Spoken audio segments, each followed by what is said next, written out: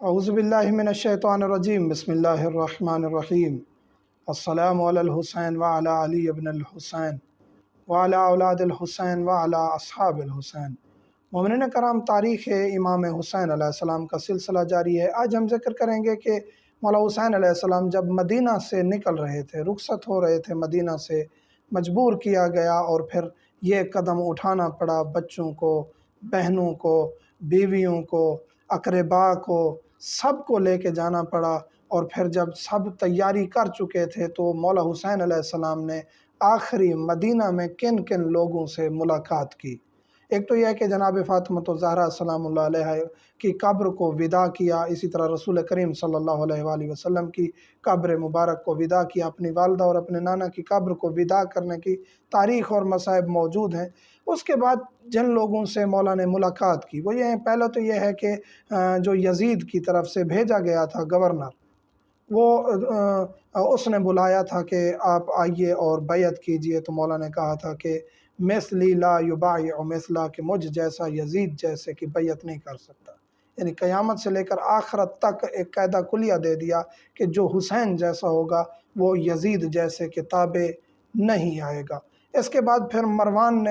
مروان جو ہے وہ آیا اور اس نے یہی مشورہ دیا کہ آپ جو ہے صلح کر لیں یا تابع ہو جائیں یا بیعت کر لیں، اور یزید کے نیچے جو ہے وہ بہت تخت و تاج ہے اور سب کچھ ہے۔ تو مولا نے وہاں فرمایا کہ حیف ہے ان لوگوں پر جنہوں نے یزید کی بیعت کر لی، اور میں اس اسلام کو بھی سلام کرتا ہوں اور اسے خدا حافظ کہتا ہوں جس اسلام کو چلانے والا یزید جیسا ہے۔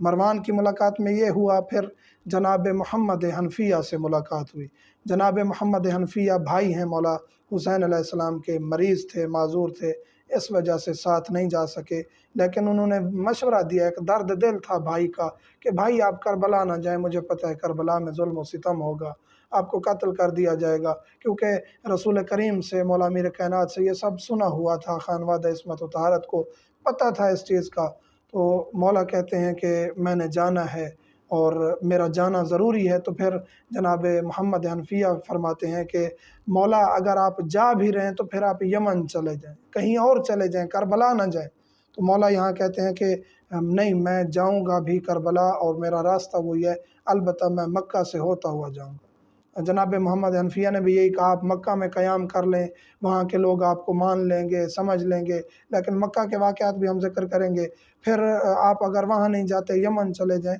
لیکن مولا کے ایک مشن تھا جس پر انہوں نے چلنا تھا، اور یہ مولا ہی بہتر جانتے تھے کہ کربلا کا راستہ ہی وہ راستہ ہے جس میں یزیدیت کو ہمیشہ کے لیے شکست ہوگی۔ اس کے بعد پھر جناب محمد حنفیہ کو ایک وصیت کرتے ہیں، اور وصیت میں یہ جملے بھی ہیں، انی لم اخرج اشرا ولا بطرا ولا مفسدا ولا ظالما وانما خرجت لطلب الاصلاح فی امت جدی، کہ میں نہ شر فساد کے لیے نکل رہا ہوں، نہ میں جھگڑے کے لیے نکل رہا ہوں، نہ میں جنگ و جدال کے لیے نکل رہا ہوں، میں فقط اور فقط نانے کی امت کی اصلاح کرنے جا رہا ہوں جو بگڑ چکی ہے، جن کا پورا سسٹم خراب ہو چکا ہے، جنہوں نے اسلام کو بھلا کر ایسا اسلام نافذ کر دیا ہے جس کا شرعی حقیقی اسلام سے کوئی تعلق نہیں تھا۔ اور مولا حسین علیہ السلام پھر جناب محمد حنفیہ سے وداع کرتے ہیں۔ اس کے بعد جناب ام سلمہ سے، زوجہ رسول ہیں، امہات المومنین میں سے ہیں، ان سے ملاقات کرتے ہیں۔ بی بی ام سلمہ بھی کہتی ہیں کہ آپ کربلا نہ جائیں۔ ان کے پاس وہ شیشی موجود ہوتی ہے جو رسول کریم دے کے جاتے ہیں، اس میں مٹی وہ اٹھا کے دیتے ہیں، اور وہ شیشی میں ہوتی ہے کہ جب یہ سرخ ہو جائے سمجھ لینا کہ میرا بیٹا حسین قتل ہو گیا، اور وہ شیشی بھی دکھاتی ہیں۔ اور مولا حسین علیہ السلام پھر وہیں اعجاز امامت سے بی بی ام سلمہ کو کربلا کا پورا واقعہ دکھاتے ہیں۔ بی بی گریہ کر کر کے غش کر جاتی ہیں اور کہتی ہیں، آپ کاش یہاں نہ جاتے، لیکن آپ امام ہیں، آپ بہتر سمجھتے ہیں۔ اس کے بعد پھر عبداللہ ابن عباس سے ملاقات ہوئی۔ عبداللہ ابن عباس نے یہی مشورہ دیا کہ آپ نہ جائیں۔ مولا نے کہا کہ جانا ضروری ہے۔ پھر انہوں نے کہا کہ آپ وقت کے امام ہیں۔ عبداللہ ابن عباس بہت بڑے راوی ہیں احادیث کے، اور ان کا جو ہے موسوعہ احادیث بھی موجود ہے، اور ان کی شخصیت کے بارے میں کچھ جو ہے آراء ہیں علماء کی، وہ انشاءاللہ کبھی بعد میں ذکر کریں گے۔ اور یہ پھر نصرت کا بھی وعدہ دیتے ہیں کہ اگر آپ ہمیں بلائیں گے تو ہم ساتھ بھی چلیں گے۔ لیکن مولا حسین علیہ السلام نے مدینے میں اسپیشلی کسی کو یہ نہیں کہا کہ آپ میرے ساتھ چلو، یہ مولا کی مصلحت تھی، کیونکہ انہیں پتہ تھا کہ یہ لوگ آنا چاہیں گے تو بغیر کہے بھی میرے ساتھ چلیں گے۔ لیکن یہ لوگ جب یہ مشورہ دے رہے تھے کہ آپ نہ جاؤ، یزید کے ساتھ مل جاؤ، صلح کر لو، تو اس کا مطلب یہ تھا کہ وہ ڈرے ہوئے تھے۔ اور اس کے بارے میں آراء ہیں علماء کی کہ مدینہ میں جو اصحاب تھے وہ سب کے سب بیعت کر چکے تھے یزید کی۔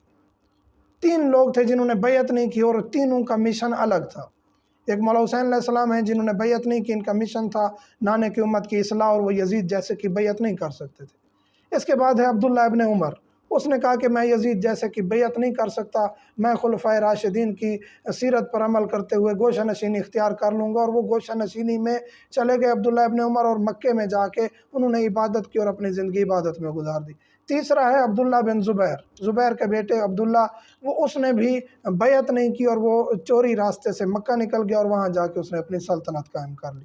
تو یہ 3 شخصیات تھیں جنہوں نے بیعت نہیں کی، اور ان تینوں کے بارے میں امیر شام معاویہ بن ابو سفیان نے بھی یزید کو کہا تھا کہ ان تینوں کے بارے میں خیال رکھنا، یہ تمہاری بیعت نہیں کریں گے۔ اور ان تینوں نے بیعت نہیں کی، اور ان میں مولا حسین علیہ السلام ہیں جن کا یہ مقصد تھا کہ اس شخص کی بیعت کبھی نہیں کرنی۔ اس کے بعد پھر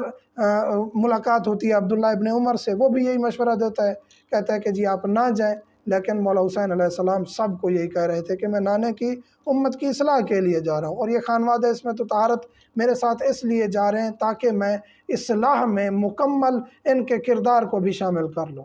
تو کیونکہ بیویوں کا بہت کردار ہے، اس میں تکمیل ہوتی ہے درس کربلا کی بیویوں کے مشن کے ساتھ۔ اس کے بعد پھر ملاقات ہوتی ہے ملائکہ سے، ملائکہ جوک در و جوک آتے ہیں، تو وہاں مولا حسین فرماتے ہیں کہ نہیں، میرا یہ مشن ہے اور مجھے ہی قربانی دینی ہے، اور میں نے ہی اس کو تکمیل تک پہنچانا ہے۔ کربلا میں ملاقات ہوگی۔ اس کے بعد پھر جنات آتے ہیں، جنات کہتے ہیں مولا حکم دیجئے، ہم ان کو ابھی آپ کے قاتلوں کو جو آپ کو قتل کرنا چاہتے ہیں، یا دشمنوں کو جو آپ سے دشمنی کر رہے ہیں، ان کو ابھی ہم اونٹے بال گرا دیں اور زمین پہ ان کو ڈال کے قتل کر دیں۔ تو مولا کہتے ہیں نہیں، جو میں جانتا ہوں وہ مجھے پتہ ہے، اور میں اس چیز پر قادر ہوں کہ ان کو میں مار دوں، کیونکہ وقت کے امام ہیں۔ جو بدر میں جنگ ہوئی تھی، جنگ بدر ہوئی تھی، ملائکہ نصرت کو آئے تھے، تو یہاں بھی مولا ملائکہ سے نصرت لے سکتے تھے، لیکن وہ ایک حسینیت اور یزیدیت کو الگ الگ کرنا وہ پھر واضح نہ ہوتا۔ مولا مدینے سے نہ جاتے، وہیں قتل ہو جاتے، حسینیت اور یزیدیت واضح نہ ہوتی۔ مولا کا جانا ضروری تھا، اور ان کی یہ قربانی ضروری تھی، اور اس قربانی کو پھر معراج پر پہنچایا ہے مولا حسین علیہ السلام نے، اور مولا حسین علیہ السلام ہی یہ کر سکتے تھے، کیونکہ وہ معصوم تھے، اور ہر معصوم کی اپنی ایک ڈیوٹی تھی۔ مولا امیر کائنات کی اپنی ڈیوٹی تھی، مولا حسن کی اپنی ڈیوٹی تھی، اسی طرح مولا حسین علیہ السلام نے بھی اپنی ڈیوٹی، اپنا فریضہ سر انجام دیا اور اپنی قربانی دی۔ اور یہ ابتدائے تاریخ سے یہی لکھا ہوا تھا کہ ان شہزادوں نے یہ قربانی دینی، اور اس وجہ سے ان سے مودت کرنا ہمارے اوپر واجب ہے، اور یہ ہمارا شریف فریضہ ہے۔ اس کے بعد پھر مولا حسین علیہ السلام نے جنات کو بھی واپس بھیج دیا، اور پھر ملاقات ہوتی ہے جناب جابر بن عبداللہ انصاری سے، اور جناب جابر کہتے ہیں کہ جی آپ نہ جائیں، مولا حسن کی طرح آپ معاہدہ کر لیں۔ تو وہاں پھر مولا کہتے ہیں کہ تو شک کر رہا ہے جابر، تو وقت کے امام پہ شک کر رہا ہے کہ میرا نکلنا درست نہیں ہے، کیونکہ اس ٹائم ہر شخص کے ذہن میں تھا کہ جی نعوذ باللہ من ذالک، یہ حسین غلط کر رہے ہیں، اور پھر ہر کوئی اپنی جگہ کے آپ آ کے ہمدردی جتلا رہا ہے اور کہہ رہا ہے کہ نہ جائیں نہ جائیں۔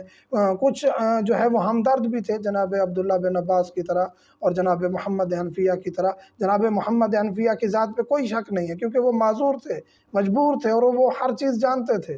اور جناب عبداللہ بن عباس کے بارے میں بھی کہا جاتا ہے کہ وہ نصرت کے لیے بھی تیار تھے، اور ان کو امامت کے منصب کا پتہ تھا، اور کافی فضائل مولا امیر کائنات کے اوپر ان کی احادیث بھی ہیں جو انہوں نے امیر شام کے سامنے اور سب لوگوں کے سامنے سرعام بیان کی ہیں۔ لیکن اس کے علاوہ اکثریت سب لوگ جو ہیں وہ بیعت بھی کر چکے تھے، اور جو بیعت یزید میں تھے وہ آٹومیٹکلی یہی سمجھ رہے تھے کہ حسین غلطی پر ہیں، انہوں نے بیعت کیوں نہیں کی۔ مولا حسین علیہ السلام کا یہاں نکلنا اس لیے بھی واجب ہو گیا تھا۔ اور جناب جابر جیسی شخصیت جو ایک محب آل محمد ہے اور ایک اطاعت کی بلندی پر ہے،